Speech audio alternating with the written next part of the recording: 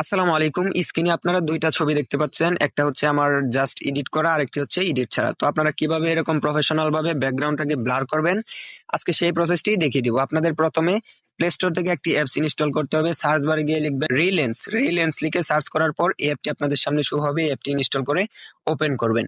Open করার পর আপনারা দেখতে পাচ্ছেন একটু লোডিং হচ্ছে, তারপর এরকম একটি ইন্টারফেস আসবে। এখান থেকে আপনারা এই লেটারে ক্লিক করে অ্যাডটাকে ক্রস করে এখান থেকে ইয়েস বা নো একটি দিয়ে দিবেন।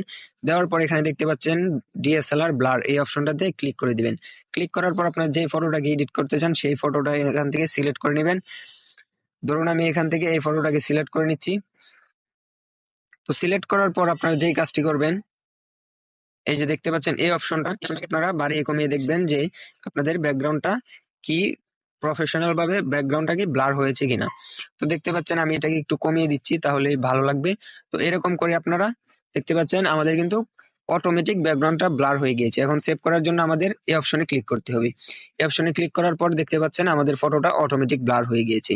ব্লার হওয়ার পর আপনারা কিভাবে কালার করবেন, কালার করার জন্য আপনারা দেখতে পাচ্ছেন এখানে দ্বিতীয় একটি অপশন, এই দ্বিতীয় অপশনে ক্লিক করে এই অপশনগুলো বাড়িয়ে কমিয়ে আপনারা দেখবেন আপনাদের ফটোটা কিন্তু কালার হচ্ছে।